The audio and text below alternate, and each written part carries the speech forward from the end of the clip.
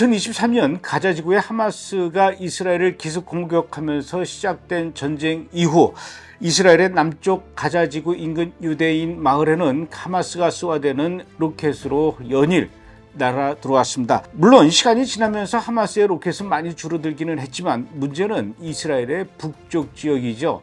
레바논의 헤즈볼라가 이스라엘을 향해서 미사일과 또 폭탄을 실은 드론이 지금까지도 쉴 새 없이 날아오고 있으니까요. 물론 걱정이 안 될 수가 없습니다. 그래서 오늘은 이스라엘의 북쪽 지역 아코에서 목회를 하고 있는 가이코의 목사님과 함께 지금 그곳의 상황의 이야기를 들어보고 또 지금 이런 어려운 상황 속에서 목사님과 또 성도들은 어떻게 이 어려움을 극복해 나가고 있는지 오늘은 좀 그런 이야기를 들어보려고 합니다. 가이코 목사님 오랜만에 뵙는 것 같아요. 샬롬.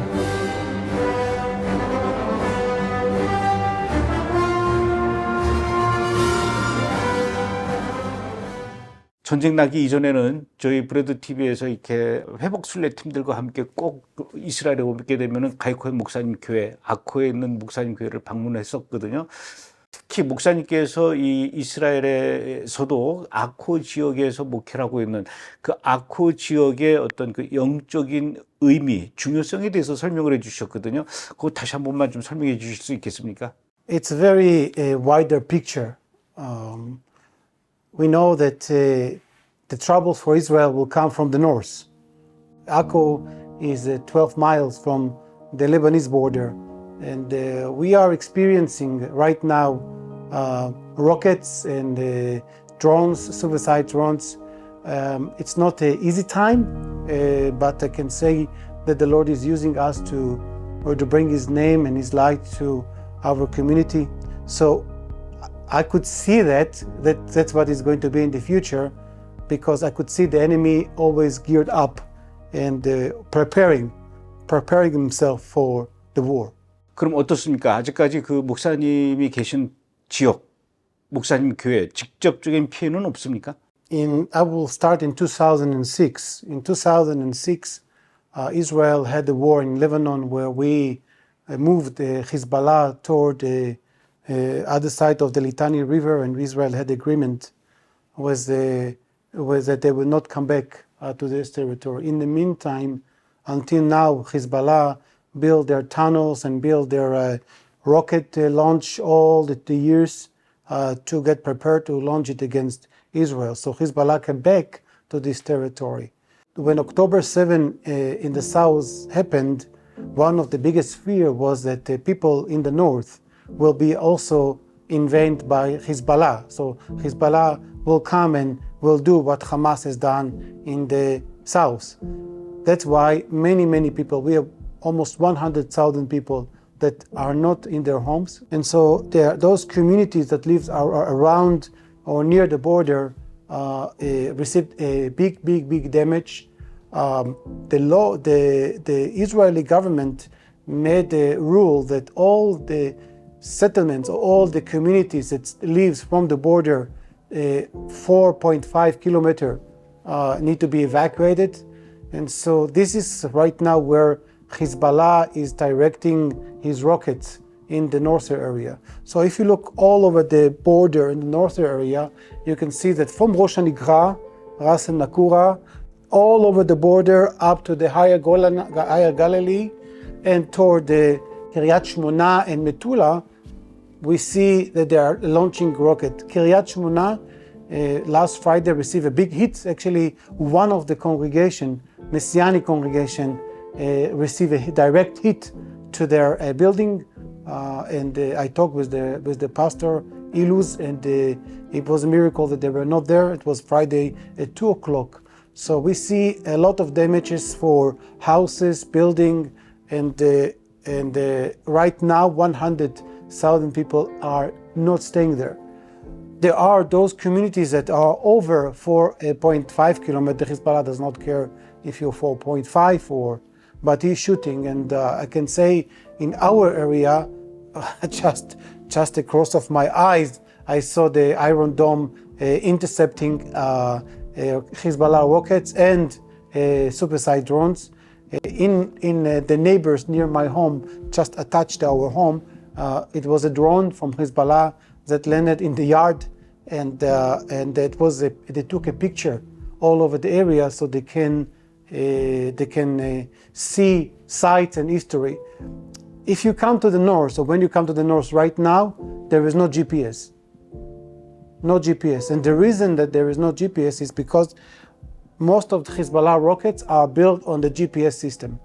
So in Lebanon you have a GPS.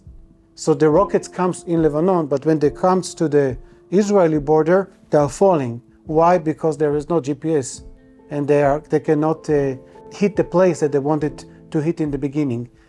All the people in the north, their GPS is located in Lebanon. So if you come to north to Akko, you will find yourself that your cell phone is in Beirut. Why? So those rockets that they are shooting will not hit the civilians. So in the meantime, there is a low casualty. We see people die, but it's not a big number. And of course, with this, I can just say miracle. It's a big miracle. So we can see, or I can see God protecting in the northern area. Even it's very hard. Let me finish, and I will finish. You talk about Golan, and Golan, you have the higher Galilee, and you have the Golan. And so when Hezbollah is shooting rockets from Lebanon area, they try to hit in the Golan bases. And the reason that they try to hit in Golan bases because they want to hit soldiers. And especially their agenda is to hit the Iron Dome, because they want the Iron Dome to be paralyzed so they can shoot their rockets and make a big damage. So they try to hit in the area of Katzrin. We see that, and it's not far. If you shoot it from Lebanon to the Golan, it's maybe 30 kilometers by air. So it's not so far. And they send the rockets, and when they're sending the rockets, thank God it's falling in the open field. So no casualty. 가자지구에서 쏘는 그 하마스의 로켓과 또 헤즈볼라가 쏘는 미사일 성능이 완전히 다르죠? Of course, the rockets are different. The rockets that Hezbollah has, they have a variety of rockets. They have the Vulcan, which it is a very, very heavy rocket. It's like a 300 kilo rocket. So when it's come, it's making a big damage, not to one place, but for many. And you can feel the earth is moving from how strong it is. So, and they're shooting it towards civilians. Hamas rockets, they have also long distance rockets. I believe that Israel succeed to eliminate the rockets to maybe 80%. We took 80%, so they have maybe 20% of their ability. We in Rafah, we discover all these tunnels, and this is the main way for them to receive those missiles and rockets.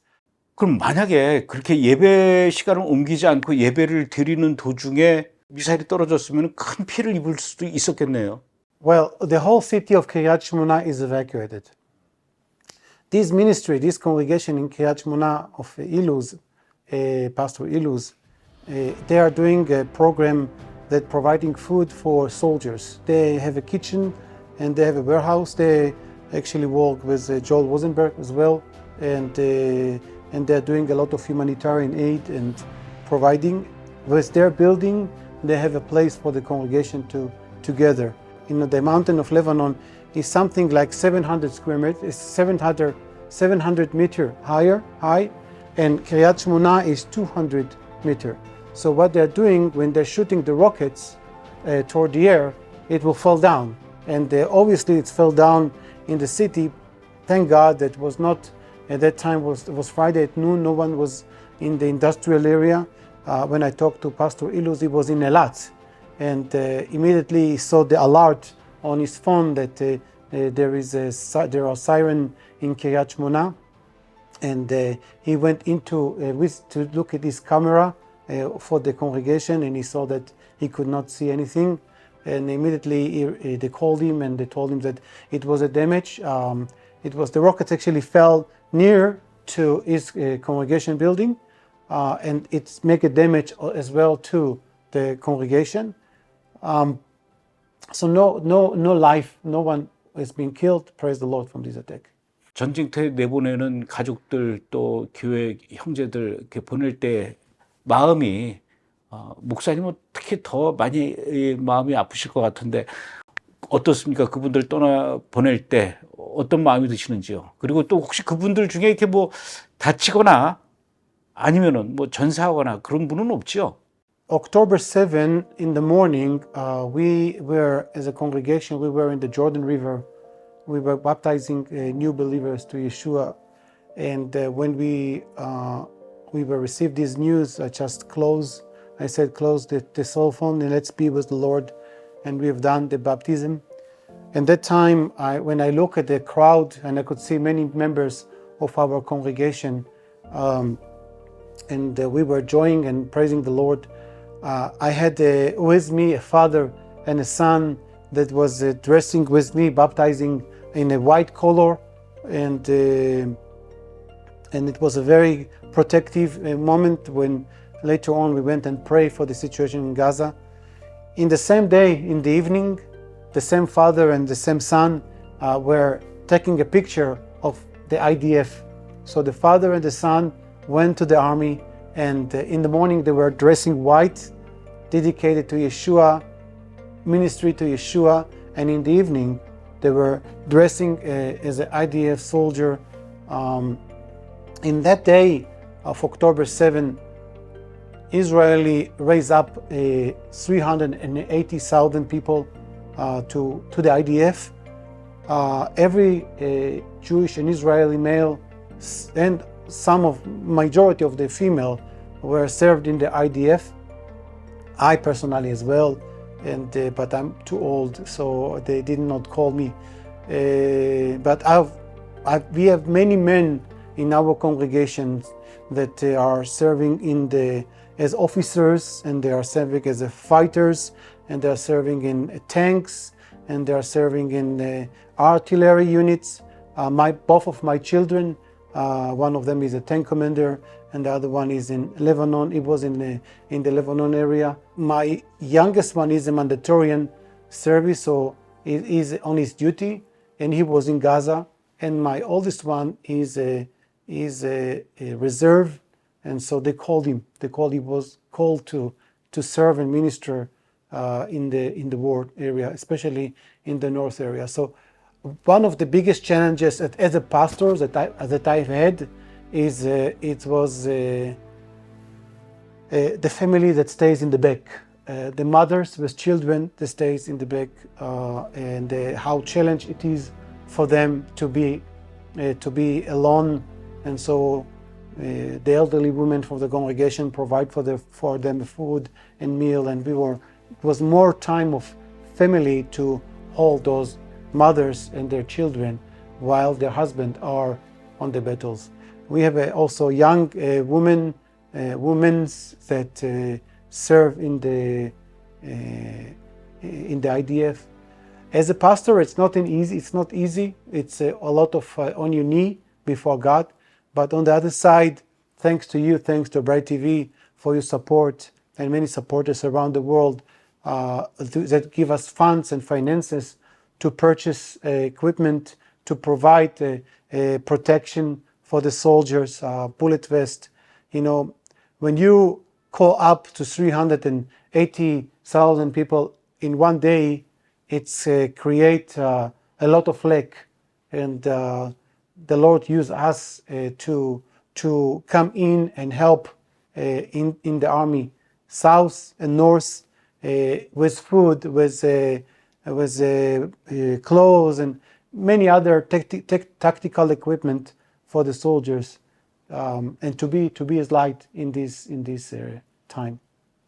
지금 그 가자 지구의 하마스와도 지금 계속 전쟁을 하고 있고, 또 뭐 애당초 예상했던 거지만 북쪽의 레바논의 그 헤즈볼라도 이스라엘을 공격할 것이다 그랬는데 또 여지없이 계속해서 지금까지도 공격하고 있어요.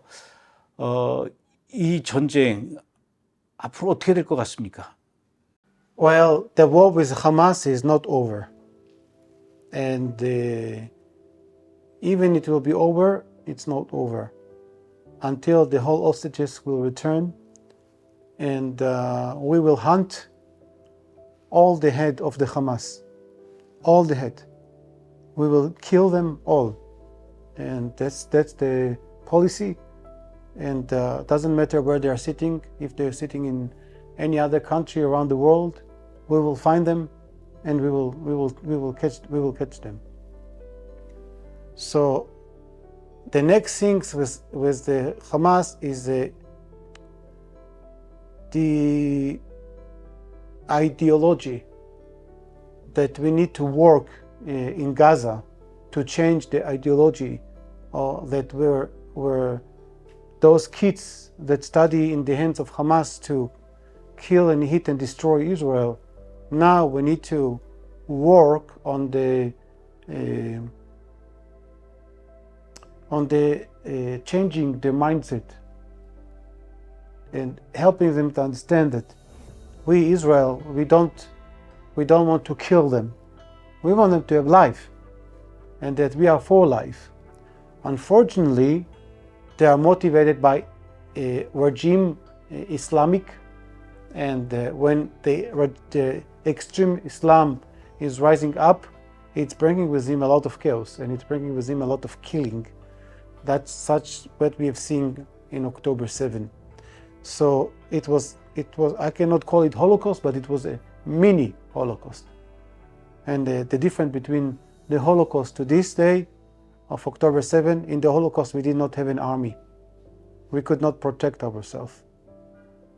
And so we will finish with Hamas.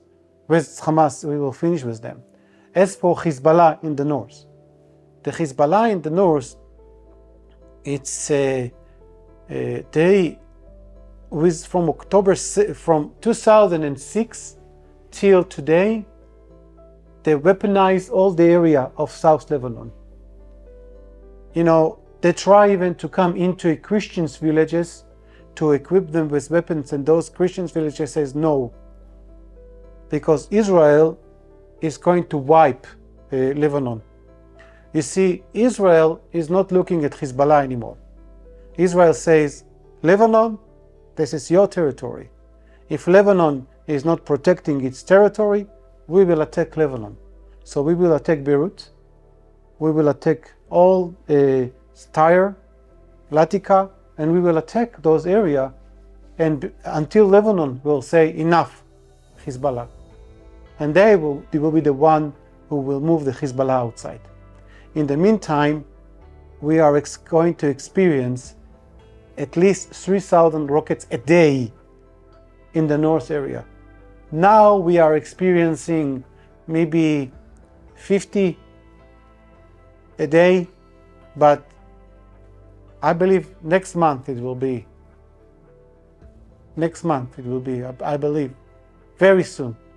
Because Israel cannot have allowed that 100,000 people cannot return to their home.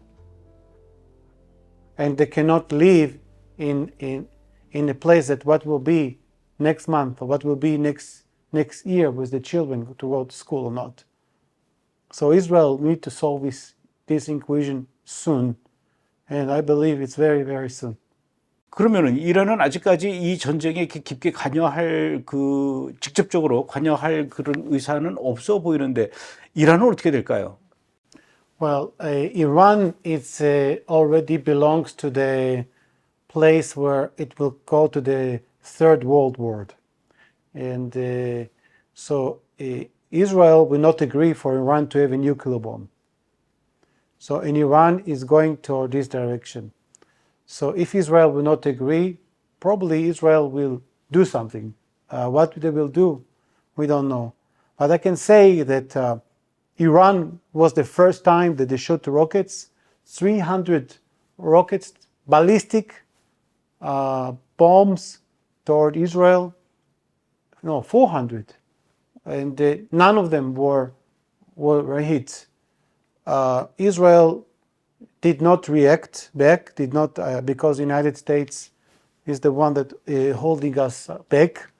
But we showed to Iran that we can arrive to any place that we want in Iran, and we can do things that they they will come back, let's say 300 years in the history. I mean, they can go back with no technology, with no nothing, and we can send them back in their process. But we don't. We want for peace. We are a nation for a peace. I know that there are many Iranians that pray for Israel, that love Israel, and I pray that we will have a good relationship between Israel and Iran. But the government of Iran is anti-Israel, and the Ayatollah is anti-Israel. Khomeini is going to appoint another president, probably his son-in-law or his grandson, and to attack, that he has the same spirit to attack Israel. Israel. We need to deal with the head of the Tamnun, the Dunun.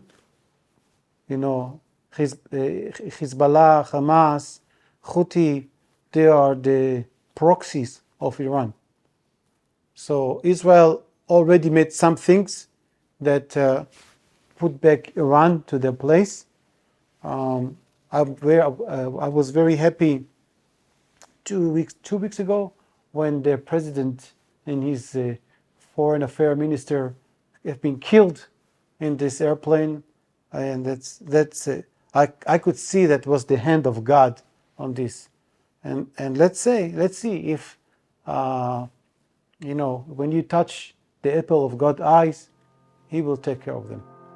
First of all, you are the first civilian that we see after a long time, because when they come inside, they could not be with their phones.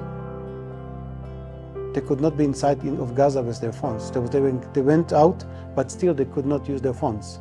And I'm telling him about the Christians who love Israel, and they love him, and he was in tears, and he gave me a big hug and say, "Thank you so much."